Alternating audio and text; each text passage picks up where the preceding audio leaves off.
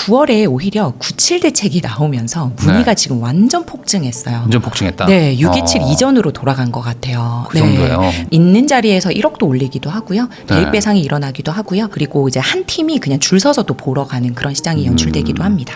지금은요, 어떻게든지 되는 은행 찾아주세요. 제가 지방으로도 갈 수 있습니다. 요런 형태거든요.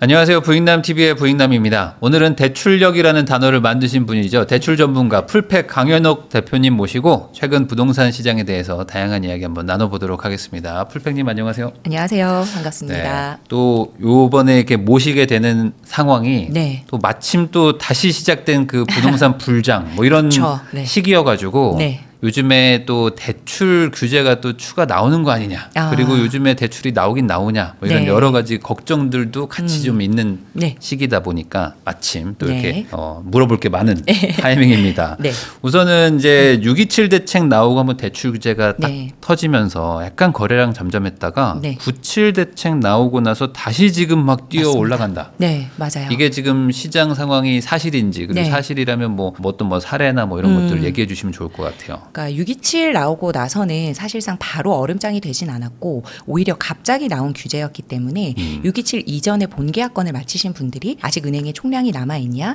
내가 627 대책 전후로 종전 규정을 적용받아서 대출이 잘 나올 수 있냐, 이런 문의가 굉장히 많았는데 네. 그게 한 1, 2주 사이에 굉장히 폭발했다가 그 다음부터는 좀 줄었어요. 많이 줄고 8월까지도 휴가철도 있었고, 근데 9월에 오히려 97 대책이 나오면서 문의가 지금 완전 폭증했어요. 완전 폭증했다. 네, 627 이전으로 돌아간 것 같아요. 그 정도예요. 네, 그래서 지금 이미 그 전에는 사실상으로는 627 대책 전에는 고가로 해서도 충분히 이제 10억 이상도 6억 이상도 이제 대출이 나오시는 분들이 DSR만 통과되면 그런 분들이 있었기 때문에 그런 분들이 이제 수요도 좀 있었다면, 지금은 수요 자체가 6억 원의 대출이 잘 나오냐, 이걸 가지고 한 8억에서 15억, 그리고 여전히 20억대로 이제 현금이 있으신 분들은 이제 갈아타기를 하시면서 이제 문의들이 굉장히 폭증했는데, 그 문의 자체가 원래 서울 중심이었다면 지금 이제 경기도권까지도, 그다음에 네. 지방에 대한 문의들도 좀 들어오고 있고요. 이제 이미 풍선 효과나 불장이 점점 번지고 있다. 대출 시장에서는 시황에서는 그렇게 보여지고 있습니다. 그러면 예를 들어 뭐 딱 한 달 전으로 볼까요? 네. 예를 들어 뭐 9월 1일 네. 하고 뭐 9월 30일 네. 요 한 달 사이에 어떤 문의의 어떤 양이나 이런 게 얼마나 늘었나? 그 전에는 문의가 와도 접수건으로 이어지는 게 극히 많이 드물었어요.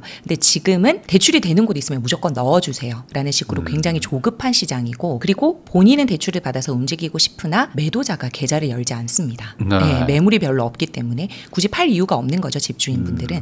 그래서 문의는 많은데 만약에 계좌가 나온다 그럼 바로 접수건으로 연결되는 그 문의 자체가 엄청나게 많이 늘었어요. 그러니까 그 전에는 뭐 대기 수요라든지 또는 내가 조금 시장을 보고 움직이겠다라는 그런 수요가 많았다면, 지금은 계좌가 열리는 동시에 매물이 있는 동시에 바로바로 거래가 형성되는 그런 시장이기 때문에, 근데 이제 원하는 매물들, 내가 가고 싶어 하는 곳에는 사실상으로는 많은 매물들이 없기 때문에 좀 힘들어하시는 그런 시장이라고 보여집니다. 그러면은 그 97 대책이 어찌 보면 공급 대책이고 부동산 종합 대책이었는데 네. 이거 나온 이후에 좀 거래량이 오히려 늘었고 사람들이 네. 좀 조급해한다. 그 네. 말은 이 부동산 대책에 대해서 좀 시장에서는 이거 좀 실망스럽다. 불쏘시개가 됐다고 봅니다. 저는 오히려 안 나온만 못하지 않았나. 네. 그러니까 사실상으로 97 대책에 다 아시겠지만 뭐 입주 물량이 뭐 완전히 뭐 이렇게 밝혀진 것도 없고 착공 물량이었잖아요. 그리고 이제 공공임대라든지 이런 식으로 우리가 누구나 살고 싶어하는 주거 선호 지역에 대한 구체적인 그런 계획이 없었기 때문에 이번 정부 내에서는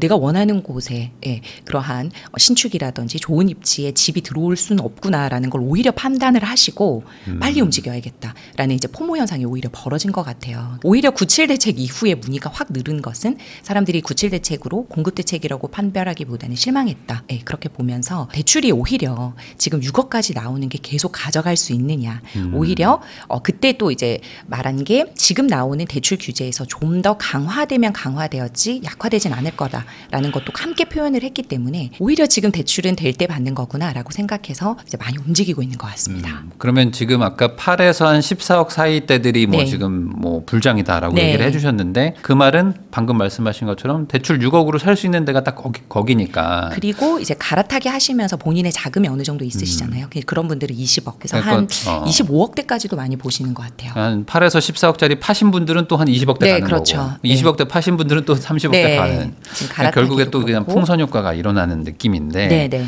아까 그 8에서 14억대들이 요즘 막 불장이라고 하셨으니까 네. 뭐 대략적으로만 어느 지역들인지 왜냐면 이제 대출을 받는다는 건 매수했다는 거잖아요. 네, 네, 맞아요. 그러니까 매수를 하기 위해서 이제 사실은 이제 계약을 하기 전에 보통은 대출 문의가 오시기 때문에 이제 매물이 있다, 또 물량이 열렸다 그러면 일단 이 매물이 대출 가능한지를 먼저 많이 여쭤보시거든요. 근데 이 정도 가격은 이제 뭐 장위라든지 또는 뭐 동작이나 이런 데도 굉장히 낮은 소형 평수 위주의 이제 질문들이 오시는 거고 서울 내에서는요. 그래서 이제 서울이 좀 안 되겠다 싶으면 이제 경기도 광명이라든지 하남이라든지 네. 과천 분당 이런 소형 단지들도 이제 보고 있고 그 경기도 쪽에는 그래도 34평까지는 그래도 좀 비포 위주로는 볼 수 있는데 과천이나 분당 같은 경우는 이미 서울과 맞먹는 지역들이기 때문에 입지 자체가 거기는 이제 34평 가기는 조금 힘드니까 25평 또는 10평대, 20평대 초반 문의도 있으시고요. 그래서 입지를 낮추기보다는 평수를 낮추는 그러한 형태가 이제 많이 보여지고 있다 이렇게 봅니다. 아무래도 이제 서울이거나 서울에 뭐 아주 준하는. 붙어 있는 지역들 네. 뭐 이런 곳들이 이제 좀 거래도 많고 뜨겁다. 네. 실제로 지금 현장을 돌아다녀 보면 뭐 일주일 만에 뭐 5천 1억씩 막 올리고 있는. 그렇죠. 네. 뭐 강남권이나 또는 중강남이라 표현하는 강동이나 요런 데도 있는 자리에서 1억도 올리기도 하고요. 대입 네. 배상이 일어나기도 하고요. 그리고 이제 한 팀이 그냥 줄 서서 또 보러 가는 그런 시장이 연출되기도 합니다. 그러니까 이런 분위기가 지금 갑자기 또 확 이렇게 막 불장이 돼버렸는데 네. 결국에 이제 97 대책을 기다렸던 분들이 아 이거 기다려서는 안 되겠구나라는 네. 생각에 지금 대출 받아서 이동을 하려고 한다. 네. 이렇게 좀 정리하고요. 그러면은 지금 그 대출을 그 뭐 주담대도 네. 받지만 뭐 전세 쪽도 받는데 전세 쪽에서는 뭐 딱히 지금 어떤 뭐 변화는 없는 거죠. 아니요, 전세 대출. 매물도 엄청 줄어든 것 같아요. 예, 그러니까 오히려 매매 건수가 있는 곳도 경기도 같은 경우도 마찬가지고요. 전세 매물이 많이 없어요. 네. 예, 그래서 전세 같은 경우에도 계약갱신 청구권을 쓴 매물과 쓰지 않은 매물이 서로 이중 가격이 형성되어 있는 경우도 많고, 그래서 저희 쪽에도 이제 아파트 단지가 굉장히 큰데도 전세 매물 자체가 저희도 이제 찾아보면 KB 시세를 조회해야 되니까 네. 보면 전세 매물이나 월세 매물도 생각보다 엄청 적다. 맞아요. 너무 적다. 그래서 전세도 나오는 대로 족족 거래가 되고 있는 것 같습니다. 네. 그러니까 지금 전세도 부족한데 매물도 뭐 거래가 안 되고 그런데 이제 집은 사야 되고 하니까 어찌 보면 이제 과열 양상으로 막 가는 네. 분위기인 것 같아서 아마 지금 집 사러 다니는 분들 중에는 포기했다는 분들이 좀 있더라고요. 많아요. 그러니까 왜냐면 집 계좌가 안 나와. 네, 분명히 있는 매물이라고 해서 갔는데 좀 전에 나갔어. 그러니까 물론 이제 부동산 사장님이 일부러 이제 허위 매물을 올리신 건지 또는 미끼 매물을 올리신 건지는 알 수 없지만 진짜로 이제 동호수까지 나온 거는 사실상은 실제 매물이거든요. 근데 그러한 매물들을 이제 줄 서서 보고 있고 그다음에 사실상으로는 가야 되는 아파트들이 정해져 있기 때문에 지금도 모든 아파트가 다 그러진 않잖아요. 오를 만한 곳만 지금 이런 식으로 계속 신고가를 경신하고 거래량이 일어나고 있는 거고 지방은 또 잠잠한 곳도 훨씬 많고요. 네. 미분양 나는 곳은 계속 나고 있고 그러니까 양극화 형상이 굉장히 펼쳐지고 있고 지금 이렇게 불장을 이렇게 연출하는 곳은 수요가 많은 입지가 좋은 그런 곳 위주로 대출 문의도 폭증하고 있다 이렇게 보시면 되겠습니다. 그 오르는 곳이 또 계속 올라간다 이런 게 약간 네. 요즘에 좀 특징인 것 같기도 한데 실제로 대출 접수나 문의도 그냥 계속 그 동네만 그러니까 정답지처럼 정말 네. 비슷하게 강동에는 또 이런 단지, 거기 단지. 마포에는 요런 단지, 성동에는 요런 단지 막 이렇게 거의 찍어서 오시는 것 같아요. 아. 그러니까 요즘에는 굉장히 공부가 많이 되어 계시기 때문에 네. 그분들 위주로 또 그러한 매물들 위주로 질문이 많이 들어오는 것 같습니다. 그러니까 이게 그 옆에 조금 싼 단지가 있어도 안 산다야. 이런 그러니까 거죠. 불인이분들은 사시겠죠. 왜냐하면 부동산 소장님들이 여기 매물도 괜찮아라고 하면서 여기는 이제 더 이상 매물이 안 나오니까 한번 이거를 보세요라고 할 수 있는데 진짜 이제 공부를 좀 하시고 이 매물 아니면 안 사겠다라고 하시는 분들은 좀 이제 한 시세 트래킹을 하시겠죠. 그래서 성남에는 이 정도의 매물이 또 광명에는 이 정도의 매물이고 안양 평촌에는 이 정도 매물이다라는 걸 다 알고 계시기 때문에 두루두루 보고 계시는 것 같아요. 그래서 네. 그 중에서 매물이 열리는 곳에 이제 계좌를 쏟고 매매를 하시는 그런 형태가 나타나고 있는 것 같습니다. 요즘에 뭐 저도 이렇게 유튜브 라이브나 이런 걸 해보면은 뭐 불장이라고 설명을 하면 또 어떤 분들은 아니 우리 동네는 뭐 맞아요. 조용하다. 조용하다. 그래서 이제 최근에도 뭐 어떤 분이 뭐 제가 지금 그 지역 불장입니다라고 했더니 우리 동네 조용한데요?라고 하는데 그 말씀하신 것처럼 네. 여기는 조용한데 옆에는 막 불장이에요. 네. 그러니까 오를 곳만 오르니까 이제 본인도 아는 거예요. 내가 지금 이렇게 불장이 되어 있는 곳에서 내 집을 팔고 빨리 갈아타기를 해야 되는데 지금 이렇게 그렇게 뜨거운 시장에서 팔리지 않는 거는 사실 입지가 낮은 곳에 내가 위치해 있다고 보면 되는 건데 사실상 그런 분들도 이제는 매도 문의가 온다, 매도 콜이 온다 이렇게 하고 있어요. 그렇기 때문에 전반적으로 그러한 곳들도 이제 온기가 펼쳐나가고 있다 이렇게 보여집니다.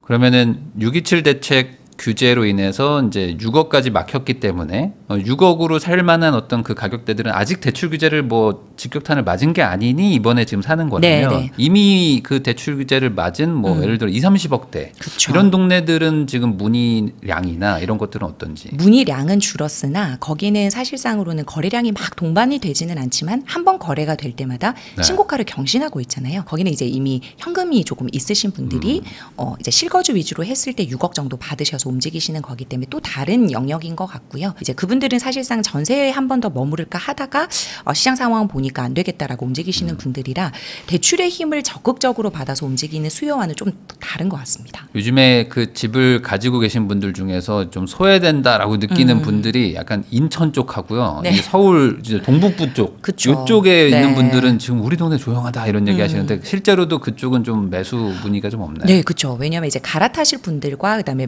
무주택자 중에서도 내가 웬만하게 우리가 지금 계속 사고 팔고 하는 시장이 아니잖아요. 한 번 사면 2년, 4년 또는 길게는 6년까지도 가져가야 되는 거기 때문에 굉장히 신중하시고 아까 말씀하신 대로 지식이 높아요. 유튜브나 이런 부인남 채널 같은 것도 이제 많이 보시고 하니까 그래서 어느 곳이 오를 만한 곳이고 또 이제 부동산 사장님들도 콕 찍어서 이제 말씀을 해주시면서 여기에 매물이 없으면 여기 대체 아파트 괜찮습니다. 이렇게 말을 하고 있기 때문에 이미 이해도와 선호도가 높아요. 네. 그래서 그런 아파트에 매물이 오면 바로 쏘는 그런 현상인 거고 아닌 곳은 조금 기다려보자라고 하는데 기다리는 곳도 지금은 이제 조금씩 온기가 펼쳐가고 있다. 네. 그러면 전반적으로 뭐 속도는 좀 느릴 수 있지만 지역적인 풍선 효과가 일어나고 있다라고 네. 봐도 되나요? 네, 네. 이게 앞으로 계속될까요? 좀 점점 넓어질 거로 보세요. 어떻게 보세요? 저는 그렇게 봅니다. 근데 사실상 그렇다고 하더라도 뭐 나홀로 아파트까지 퍼지고 모든 지역이 뭐 20년, 21년처럼 그 정도는 아닐지라도 웬만큼 뭐 역세권이다 그리고 입지가 어느 정도 받쳐주는 학군지다 인프라다 이런 게 갖춰진 곳이면 충분히 온기가 더 펼쳐져 갈 수 있는 시장이다 이렇게 보고 있어요. 아시다시피 뭐 공급이 그렇게 질 좋은 공급이 들어올 게 없잖아요. 네.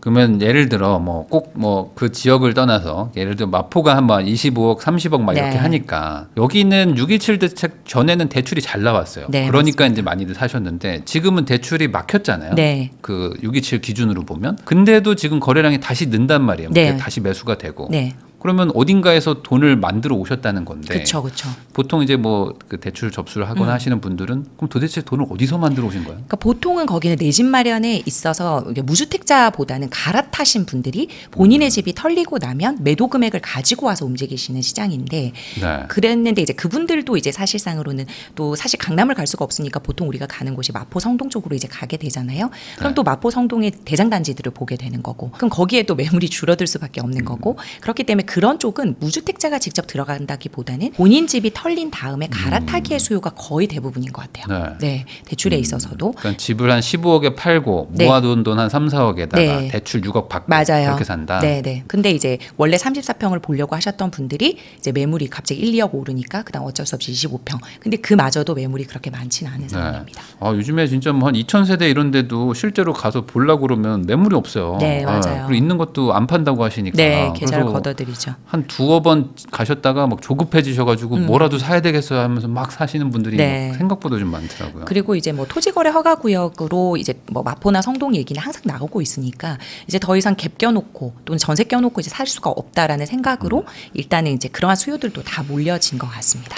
그러면은 보통 요런 불장 분위기면 네. 이제 627 직전의 느낌인 곳들도 많단 말이죠. 네. 그러면은 정부가 어쨌든 수요를 좀 잠재우기 위해서 뭔가 또 추가 규제가 나올 수도 있는데 네. 그러다 보니 지금 뭐 루머지만 뭐 대출을 한도를 더 막겠다. 네. 뭐 토어제도 한다. 뭐 네. 근데 당장 토어제는 좀 어려울 수 있으니 뭐 규제 지역 발표하겠다. 네. 그러니까 한마디로 이제 대출 돈줄을 막겠다는 쪽으로 네. 갈 것 같은데. 네, 맞습니다. 요거에 대해서는 어떻게 생각하십니까? 그러니까 지금 사실상으로는 97 대책에 있어서 우리가 LTV가 원래 규제 지역에서는 50%였는데 97 대책에서 발표된 게 40%로 낮아진 네. 거잖아요. 이 40%로 낮아진 거는 사실상 막 30억, 20억 이상의 구간에 영향을 줬다기보다는 15억 이하의 규제 지역 아파트에 타격을 줬다 이렇게 보고 있어요. 왜냐하면 15억 이하도 사실상 DSR 소득 상환 능력 범위만 되면 6억까지는 대출이 됐는데 거기가 40% 밑으로 막혀버리니까 6억까지도 대출을 못 받을 수 있는 거죠. 그래서 오히려 15억 이하가 키 맞추기 하는 곳을 차단했다. 사전에 차단했다. 이렇게 보여지는 거고 지금 비규제 지역 같은 경우에는 LTV 70% 최대 6억 원까지 받을 수 있는데 여기도 갑자기 규제 지역으로 묶이게 되면 70%에서 40%로 갑자기 급감해서 낮아지니까 오히려 뭐 15억 이상에 대한 규제였다기보다는 키 맞춰서 따라 올라가는 갭매우기 아파트들에 대한 규제가 아니었나 이렇게 보여지고 있어요. 네. 예, 그리고 전세자금 대출에 있어서도 1주택자 같은 경우에 전세 껴놓고 만약에 거기에도 이전에 뭐 주택담보대출이 있었다면 내가 가지고 있는 전세자금 대출도 최대 2억 원까지 밖에 이제 못 받는 그런 식으로 전세자금 대출에 대한 임대차에 대한 대출도 굉장히 타이트해지고 있기 때문에 전반적으로 대출에 대한 통제나 이런 것들이 더 세지고 앞으로는 더 세질 수도 있다 이렇게 보여지고 있습니다. 그러면 여기서 궁금한 게 아마 지금 집을 살려고 하시는 분들이 이 영상을 많이 볼 텐데 지금 6억 정도 대출을 받는 거에 대해서는 뭐 한도뿐만 아니라 요즘에 뭐 총량이 다 꽉 차서 뭐 대출 안 나온다 이런 얘기도 있으니 그냥 큰 틀에서 봤을 때 뭐 6억 대출은 잘 나옵니까 현재? 사실상 이게 아시다시피 직접 은행에 가셔서 내 방에서 상담 받아보시는 거랑 저희 같은 이제 대출 전문가 분들에게 또는 상담사 분들 또는 모집 법인을 통해서 대출을 접수를 이제 하시는 게 또 달라져 있어요. 저희 같은 경우에는 지금 거의 올해는 막혔다고 보고 있거든요. 11월까지는 접수를 받지 않고 있습니다. 근데 개인이 직접적으로 지점에 내방했을 때는 총량이 남아 있을 수 있어요. 그렇기 때문에 지금은 저희 쪽에 접수를 했을 때는 1금융권은 거의 막혔다고 보시면 되고 2금융권 위주로 지금 실행을 해드리고 있거든요. 네, 그래서 2금융권 같은 경우에는 뭐 수협이나 농협 같은 경우에는 3%대 중 후반으로도 대출 금리를 형성해서 오히려 1금융권보다 대출 금리를 좋게 해서 공격적으로 영업을 하는 곳도 있는데 이곳은 소득이나 신용 점수나 개인의 상황에 따라 금리가 이거는 사실 특판 금리고요. 이제 천차만별인 거고 보통 보험사 같은 2금융 같은 경우에는 4%대 초반, 중반으로 1금융권이랑 비슷해요. 근데 이제 2금융권 같은 경우에는 아시다시피 DSR이 40%에 국한된 게 아니라 50%까지도 열려 있기 때문에 대출 한도면도 그렇고 금리면도 그렇게 1금융권보다 낮지도 않고 오히려 더 좋은 메리트를 가져갈 수 있기 때문에 2금융권에서도 대출을 많이 받아가십니다. 네. 사실 뭐 1금융이든 2금융이든 결국에 이제 그 다 장단이 있기 때문에 그거에 맞춰서 본인한테 유리한 걸 선택하면 되는데 아까 말씀하신 것처럼 이제 대출 상담사 관련돼서는 지금 창구가 막혔다. 이게 정책 대책이 그렇게 나온 거죠? 네, 왜냐하면 총량 자체를 대출 모집 법인에서 사실상으로는 많은 총량을 실행을 했어요. 그러다 보니까 여기를 창구를 막아놔야 총량 규제에 부합을 하고 더 이상 많은 대출이 나가지 않기 때문에. 근데 이제 지점에 내방하시는 고객들을 막을 수는 없잖아요. 그러니까 그런 분들에 대한 총량만 조금 열어놓고 크게 들어오는 총량들은 막은 거죠. 그러니까 이래저래 지금 대출 쪽에 돈줄을 옥죄인 건 맞는데. 맞습니다. 옥죄놔도 지금 사람들이 집 사러 오니까 뭐 지금 어쩔 수 없는 상황인 거잖아요. 그러면 이 분위기가 어쨌든 지금 점점 강해지고 있나요? 아니면은 좀 9월 말 10월 되면서 조금 약간 뭐 좀 정체가 되는지 아니면 더 뜨거워지는 건지. 그러니까 예전 같은 경우에는 이렇게 1금융권이 막히면 사실상 2금융권까지는 저는 대출 안 받을래요 이런 분들도 굉장히 많았어요. 왜냐하면 편견이 좀 있으세요. 사실 2금융권이라고 해서 대출을 받았다고 신용점수가 많이 뭐 더 급감을 하거나 또는 불리해지거나 이런 게 없음에도 불구하고 내가 거래하는 주거래은행 또는 시중은행에 대한 선호도가 훨씬 높기 때문에 저는 2금융권까지는 가고 싶지 않습니다. 이런 분들이 많았다면 지금은요. 어떻게든지 되는 은행 찾아주세요. 제가 지방으로도 갈 수 있습니다. 이런 형태거든요. 그렇기 때문에 조금 금융 소비자분들의 형태나 심리 자체도 많이 조급해지시고 불편함도 많이 겪고 계시고 이러한 건 오히려 더 세지면 세질 것 같아요. 왜냐하면 2금융권이라고 총량이 많이 또 남아있지는 않거든요. 그렇기 때문에 올해 연말에 잔금을 치러야 되는 분들은 어떻게든지 남아있을 때 3개월 전에도 좀 접수해 줄 수 있는 은행이 없나요? 이렇게 오히려 물어보고 계십니다. 아까 지방으로도 좀 문의가 있다고 했는데 뭐 얼마나 늘었는지 뭐 많이 늘었는지 뭐 이런 것도 좀 궁금합니다. 그러니까 지방에서라도 사실상으로는 2금융 같은 경우는 여러분 이게 1금융권과는 조금 다른 형태를 가지고 있어요. 우리가 겉보기에는 은행 업무를 똑같이 수행하기 때문에 일반 금융 소비자분들은 여기가 기본적으로 시중은행이랑 다른 게 뭐지 이렇게 생각할 수 있으나 2금융권은 굉장히 독자적인 운영 시스템으로 사업자 번호나 법인 번호도 모두 다르게 운영되고 있기 때문에 본점과 지점도 같은 은행이라도 조합이라도 좀 다르게 운영되고 있습니다. 그래서 만약에 예를 들어 새마을금고 본점에서 총량이 막혔다. 근데 또 새마을금고 다른 지방에 있는 지점은 지점은 또 열려 있을 수 있거든요. 같은 은행이라 하더라도 지점마다 성격이 굉장히 다르기 때문에 총량 부분도 그렇고 그다음에 영업 목표, 또 실적 이런 것도 굉장히 다르게 많이 분포가 되어 있어요. 그래서 서울 수도권이 많이 막혔다면 지방의 총량이 남아 있는 곳은 없나 하고 많이 이제 찾아보시고 오히려 지방 같은 경우에는 지금 이제 호재를 입어서 영어점장님들이 금리 조금 싸게 해줄 테니까 많이 모시고 와달라 요렇게 하는 곳도 있고요. 그 예를 들어 서울에 아파트를 사는데 지방에 있는 지점에서 받을 수 있는 거예요? 네. 받을 수 있습니다. 사실상 1금융권은 거의 그러는 게 별로 선호하지 않아요. 사실상 뭐 그냥 서울 수도권 내에서 충분히 받을 수 있는데 부산 사람이 굳이 이렇게 생각할 수 있는데 매물 중심으로 사실은 돌아가요. 매물 중심으로 돌아가는데 예를 들면 뭐 1금융권 주택담보대출은 충분히 지방이라 하더라도 너무 서울과 먼 지방이 아니라 그냥 경기도권에서 조금 벗어난 충청도 약간 요 정도에서 이제 많이 형성이 되고 이런 가계대출이 아니라 사실 사업자 대출 같은 경우에는 사실상 뭐 크게 상관이 없기 때문에 이러한 기업 대출이나 사업자 대출 같은 경우에는 지방에서 문의들이 많습니다. 네. 그러니까 지금 지방 쪽에서는 오히려 좀 열려 있어서 저도 그 보니까 막 갑자기 특판이라고 해서 엄청 싸게 나와요. 받으시더라고요. 네. 그 지방 쪽에 뭐 마지막 총량을 맞춰야 되니까 그쪽은. 네. 거기도 이제 영업을 해야 되니까. 네. 근데 이제 그쪽도 언제까지 열려 있지는 않고 한 11월, 12월 되면 또 이제 거의 차면 또 이제 맞겠죠. 네.